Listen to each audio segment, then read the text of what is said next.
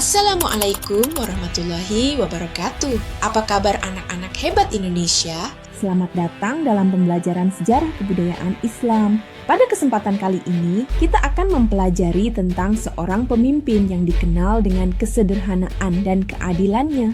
Beliau adalah Umar bin Abdul Aziz, sosok khalifah dari dinasti Umayyah yang dijuluki sebagai Khulafaur Rasyidin kelima. Mari kita pelajari bersama tentang gaya kepemimpinan Umar bin Abdul Aziz. Dalam pembelajaran kali ini, kita akan membahas beberapa hal penting mengenai Umar bin Abdul Aziz. Pertama, kita akan mengenal biografi singkat beliau. Kedua, kita akan mempelajari bagaimana beliau diangkat menjadi khalifah. Ketiga, kita akan mengeksplorasi gaya kepemimpinan dan kebijakan-kebijakan beliau. Keempat, kita akan memahami kesalehan dan kesederhanaan beliau. Dan terakhir, kita akan mengambil hikmah dari kepemimpinan beliau untuk kehidupan kita saat ini. Tahukah kalian, di tengah kemewahan dinasti Umayyah yang terkenal dengan kekayaan dan ekspansi wilayahnya, muncul seorang pemimpin yang justru memilih hidup sederhana dan fokus pada kesejahteraan rakyatnya. Beliau adalah Umar bin Abdul Aziz, khalifah ke-8 dinasti Umayyah yang memerintah hanya selama 2 tahun 9 bulan dari tahun 101 Hijriah hingga 103 Hijriah atau 720 Masehi hingga 722 Masehi. Meskipun masa pemerintahannya singkat, namun dampak kebijakan-kebijakan beliau sangat besar hingga beliau dijuluki sebagai Khulafaur Rasyidin kelima dan dikenal sebagai pembaharu atau mujadid dalam Islam. Mari kita mengenal lebih dekat sosok pemimpin yang sangat inspiratif ini. Sebelum kita masuk ke pembahasan lebih dalam, coba pikirkan beberapa pertanyaan berikut. Pertama, mengapa Umar bin Abdul Aziz dianggap istimewa di antara khalifah dinasti Umayyah lainnya? Kedua, apa yang membuat gaya kepemimpinannya begitu berbeda hingga mendapat julukan Khulafaur Rasyidin kelima? Ketiga, kebijakan-kebijakan apa saja yang dilakukan beliau hingga mampu membawa perubahan besar dalam waktu yang singkat? Keempat, bagaimana sikap kesederhanaan dan kesalehan beliau mempengaruhi gaya kepemimpinannya? Dan kelima, pelajaran apa yang dapat kita ambil dari sosok Umar bin Abdul Aziz untuk kehidupan kita saat ini? Simpan pertanyaan-pertanyaan ini dalam pikiran kalian dan mari kita temukan jawabannya bersama-sama dalam pembahasan kali ini. Setelah mempelajari materi tentang gaya kepemimpinan Umar bin Abdul Aziz, diharapkan kalian dapat pertama, menguraikan riwayat hidup Umar bin Abdul Aziz mulai dari kelahiran, pendidikan, hingga diangkat menjadi khalifah. Kedua, mengidentifikasi kesederhanaan Umar bin Abdul Aziz ketika menjadi khalifah meskipun beliau berasal dari keluarga yang kaya raya. Ketiga, menelaah kebijakan-kebijakan Umar bin Abdul Aziz dalam berbagai bidang seperti agama, pendidikan, politik, dan ekonomi. Keempat, menganalisis bagaimana kesederhanaan dan kesalehan Umar bin Abdul Aziz dapat menjadi teladan bagi kehidupan kita di zaman sekarang. Dan kelima, menerapkan nilai-nilai positif dari sikap dan gaya kepemimpinan Umar bin Abdul Aziz dalam kehidupan sehari-hari, baik sebagai pribadi maupun sebagai bagian dari masyarakat. Mengapa penting bagi kita untuk mempelajari gaya kepemimpinan Umar bin Abdul Aziz? Ada beberapa manfaat yang akan kalian dapatkan. Pertama, kalian akan memahami bahwa seorang pemimpin yang baik tidak selalu ditentukan oleh kekayaan atau kemewahan, tetapi oleh nilai-nilai keadilan, kesederhanaan, dan kebijaksanaan. Kedua, kalian akan mengetahui bagaimana Islam mengajarkan konsep kepemimpinan yang berpihak kepada rakyat dan menjunjung tinggi keadilan. Ketiga, kalian dapat mengambil inspirasi untuk menjadi pemimpin yang jujur dan adil di masa depan, baik sebagai pemimpin dalam keluarga, masyarakat, maupun negara. Keempat, kalian akan memahami bahwa perubahan positif dapat dilakukan meskipun dalam waktu yang singkat, asalkan dilakukan dengan niat yang tulus dan usaha yang sungguh-sungguh. Dan kelima, kalian dapat mengaplikasikan nilai-nilai kesederhanaan dan kesalehan dalam kehidupan sehari-hari, sehingga menjadi pribadi yang lebih baik dan bermanfaat bagi orang lain. Mari kita mulai dengan mengenal siapa sebenarnya Umar bin Abdul Aziz. Nama lengkapnya adalah Abu Hafs Umar bin Abdul Aziz bin Marwan bin Hakam bin As bin Umayyah bin Abdus Syams. Beliau memiliki hubungan darah dengan Khalifah Umar bin Khattab melalui ibunya yang bernama Laila Ummu Asim binti Asim bin Umar bin Khattab. Umar bin Abdul Aziz lahir di Madinah pada tahun 63 Hijriah atau 683 Masehi. Saat itu, ayahnya, Abdul Aziz bin Marwan, sedang menjabat sebagai gubernur Mesir.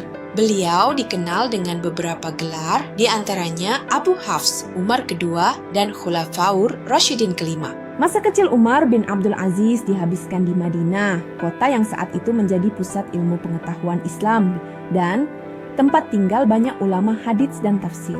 Disinilah beliau mendapatkan pendidikan dasar keislamannya yang sangat mempengaruhi pembentukan karakternya sebagai pribadi yang saleh dan taat beragama. Setelah ayahnya wafat pada tahun 85 Hijriah atau 704 Masehi, pamannya yang bernama Abdul Malik bin Marwan membawanya ke Damaskus. Di sana, beliau dinikahkan dengan putri Abdul Malik yang bernama Fatimah. Pernikahan ini secara tidak langsung menghubungkan Umar bin Abdul Aziz dengan keluarga khalifah dinasti Umayyah. Pendidikan yang diterima Umar bin Abdul Aziz di Madinah, serta nilai-nilai yang ditanamkan oleh keluarganya, membuatnya tumbuh menjadi pribadi yang berbeda dari kebanyakan keluarga istana Umayyah. Meskipun hidup di lingkungan istana yang penuh kemewahan, beliau tetap mempertahankan kesederhanaan dan ketaatan pada ajaran agama. Sebelum menjadi khalifah, Umar bin Abdul Aziz memulai karirnya dalam pemerintahan sebagai gubernur Hijaz yang berkedudukan di Madinah. Pengangkatan ini terjadi pada masa pemerintahan Khalifah Al-Walid bin Abdul Malik ketika Umar bin Abdul Aziz baru berusia 24 tahun. Meskipun masih muda, beliau menunjukkan kemampuan yang luar biasa dalam memimpin. Selama menjabat sebagai gubernur Hijaz, beliau dikenal sebagai pemimpin yang adil, bijaksana, dan sangat memperhatikan kepentingan rakyat. Beliau sering mengadakan diskusi dengan para ulama dan tokoh masyarakat untuk membahas berbagai masalah yang berkaitan dengan agama, urusan rakyat, dan pemerintahan. Salah satu tugas penting yang dipercayakan kepada Umar bin Abdul Aziz selama menjadi gubernur Hijaz adalah mengawasi renovasi Masjid Nabawi. Ketika Khalifah Al-Walid bin Abdul Malik memerintahkan pembongkaran Masjid Nabawi untuk diganti dengan bangunan yang lebih indah, Umar bin Abdul Aziz ditunjuk sebagai pengawas proyek tersebut. Beliau melaksanakan tugas ini dengan penuh tanggung jawab dan memastikan bahwa renovasi dilakukan dengan baik dan sesuai dengan kaidah-kaidah Islam. Pengalamannya sebagai gubernur ini menjadi masa persiapan bagi Umar bin Abdul Aziz sebelum nantinya ditunjuk menjadi khalifah. Selama masa ini, beliau banyak belajar tentang tata cara pemerintahan yang baik, menjalin hubungan dengan berbagai kalangan masyarakat, dan memahami permasalahan-permasalahan yang dihadapi umat Islam pada masa itu. Gaya kepemimpinan Umar bin Abdul Aziz sebagai gubernur sudah menunjukkan perbedaan dengan kebanyakan pejabat dinasti Umayyah lainnya. Beliau lebih mengutamakan musyawarah, mendengarkan pendapat rakyat, dan berusaha menyelesaikan masalah dengan adil dan bijaksana. Bagaimana Umar bin Abdul Aziz bisa menjadi khalifah? Ceritanya cukup menarik. Pengangkatan Umar bin Abdul Aziz sebagai khalifah terjadi berdasarkan wasiat dari khalifah sebelumnya, yaitu Sulaiman bin Abdul Malik. Ketika Sulaiman bin Abdul Malik merasa ajalnya sudah dekat, beliau berkonsultasi dengan Raja bin Haywah, seorang ulama terpercaya, tentang siapa yang sebaiknya menjadi penggantinya. Raja bin Haywah menyarankan agar Sulaiman menunjuk Umar bin Abdul Aziz yang dikenal sebagai sosok yang adil dan saleh. Meskipun Umar bukanlah putra mahkota yang dipersiapkan sebelumnya, Sulaiman bin Abdul Malik menerima saran tersebut dan menuliskan wasiat pengangkatan Umar bin Abdul Aziz sebagai khalifah berikutnya, dengan catatan bahwa setelah Umar, yang akan menjadi khalifah adalah Yazid bin Abdul Malik, saudara Sulaiman. Wasiat ini disegel dan disaksikan oleh beberapa orang, namun isinya dirahasiakan hingga Sulaiman wafat. Ketika Sulaiman bin Abdul Malik wafat pada tahun 100 Hijriah atau 719 Masehi, wasiat tersebut dibuka dan dibacakan di hadapan para pembesar Bani Umayyah. Betapa terkejutnya mereka ketika mengetahui bahwa Umar bin Abdul Aziz yang bukan putra mahkota ditunjuk sebagai khalifah. Yang lebih mengejutkan lagi adalah reaksi Umar bin Abdul Aziz sendiri. Begitu mendengar namanya disebut sebagai khalifah, beliau justru mengucapkan kalimat istirja. Inna lillahi wa inna ilaihi raji'un. Sesungguhnya kami milik Allah dan kepadanya kami akan kembali. Kalimat ini biasanya diucapkan ketika seseorang tertimpa musibah yang menunjukkan bahwa Umar bin Abdul Aziz menganggap jabatan khalifah sebagai ujian berat, bukan kemuliaan. Berbeda dengan tradisi dinasti Umayyah sebelumnya, Umar bin Abdul Aziz tidak langsung menerima pengangkatan tersebut. Beliau meminta agar pengangkatannya dimusyawarahkan terlebih dahulu dan menawarkan kepada rakyat untuk memilih pemimpin yang mereka inginkan. Namun, akhirnya rakyat tetap menyetujui Umar bin Abdul Aziz sebagai khalifah dan melakukan baiat kepadanya. Inilah awal dari kepemimpinan Umar bin Abdul Aziz yang penuh dengan kebijakan-kebijakan reformasi dan perubahan mendasar dalam sistem pemerintahan dinasti Umayyah. Salah satu sifat yang paling menonjol dari Umar bin Abdul Aziz adalah kesederhanaannya. Meskipun menjadi seorang khalifah yang memiliki kekuasaan besar, beliau tetap hidup dengan sederhana dan menolak kemewahan. Langkah pertama yang dilakukan Umar bin Abdul Aziz setelah dibaiat sebagai khalifah sangat mengejutkan banyak orang.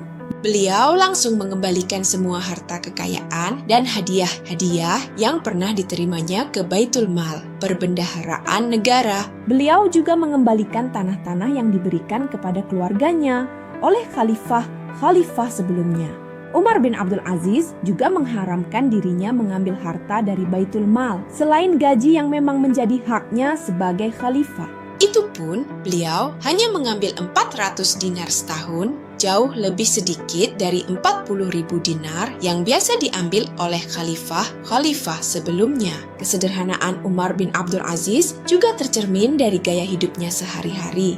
Beliau menolak tinggal di istana mewah dan memilih rumah yang sederhana. Pakaian yang beliau kenakan pun biasa saja, bahkan seringkali beliau memakai baju yang sudah ditambal.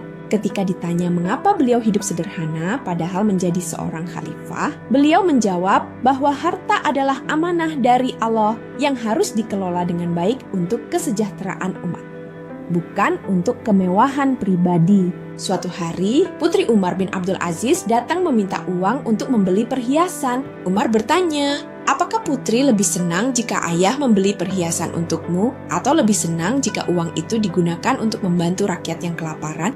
Putrinya menjawab lebih memilih yang kedua. Inilah nilai-nilai yang ditanamkan oleh Umar bin Abdul Aziz kepada keluarganya. Kesederhanaan Umar bin Abdul Aziz ini bukan hanya sikap pribadi, tetapi juga menjadi kebijakan dalam pemerintahannya.